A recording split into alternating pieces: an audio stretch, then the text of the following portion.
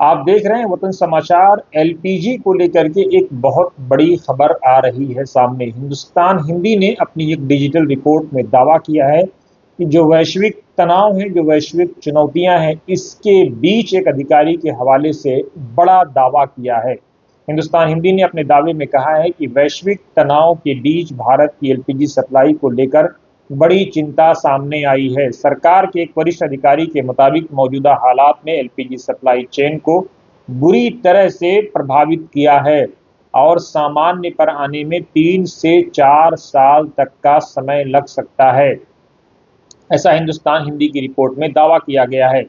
आगे कहा गया है कि इसका सबसे बड़ा कारण मिडल ईस्ट के तनाव है, जो स्ट्रेट ऑफ हुर्मुज जैसे अहम समुद्री मार्ग पर जिसके बुरे असरात पड़े हैं। इसमें यह भी कहा गया है कि भारत की करीब 90% एलपीजी सप्लाई होती थी इन्हीं मार्गों से। युद्ध और हमलों के चलते यहां से सप्लाई बुरी तरह से प्रभावित हुई है, जिससे देश की ऊर्जा सुरक्षा को बड़ा दबाव बढ़ गया है। ये भी आगे दावा किया गया है कि 60 से 55% आयात हुआ, जो हम बाहर से मंगाते थे वो घट गया है। भारत अपनी कुल एलपीजी जरूरत का लगभग 60% आयात करता है, आयात के जरिए उसको पूरा करता है। और इसमें यूएई, कतर, सऊदी अरब जैसे बड़े देश शामिल हैं, उनकी बड़ी भूमिका है। हाल के घटनाक्रम के बाद इन देशों से आने वाली सप्लाई में बड़ी गिरावट सामने आई है।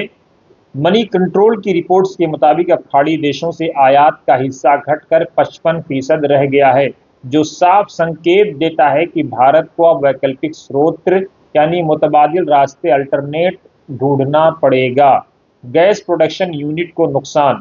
रिपोर्ट में यह भी दावा किया गया है कि एक्सपर्ट का मानना यह है कि सप्लाई में 40 से 50% तक की कमी का असर लंबे समय तक बना रह सकता है। जिन यूनिट्स को नुकसान पहुंचाया गया है, चाहे वो गैस के हों या तेल के हों, वो अस्थायी रूप से बंद हैं या अस्थायी रूप से यानी परमानेंट बंद हैं या टेम्परेरी क्षतिग्रस्त हुए हैं, ये भी देखना पड़ेगा। ये बहुत इंपॉर्टेंट है। यही अनिश्चितता रिकवरी टाइमलाइन को और लंबा बना रही है। देश में 15 दिन का एलपीजी स्टोरेज।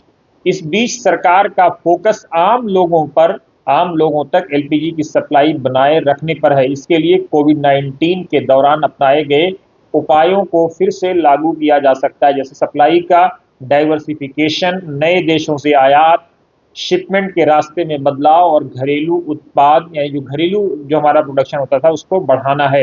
हालांकि देश में एलपीजी स्टोरेज क्षमता सिर्फ 15 दिन की खपत के बराबर है, जो एक बड़ी चुनौती है, ऐसा हिंदुस्तान हिंदी की रिपोर्ट में दावा किया गया है। कीमतों में 60 रुपए की बढ़ोतरी की बात कही गई है कि इस संकट का सीधा असर कीमतों पर भी दिख रहा है।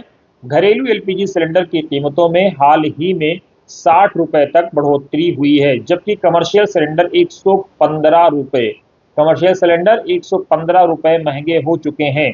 बढ़ती लागत का असर होटल, रेस्टोरेंट और छोटे कारोबारों पर भी पड़ रहा है। साथ ही सरकार पर सब्सिडी का बोझ भी बढ़ सकता है, ऐसा रिपोर्ट में दावा किया गया है।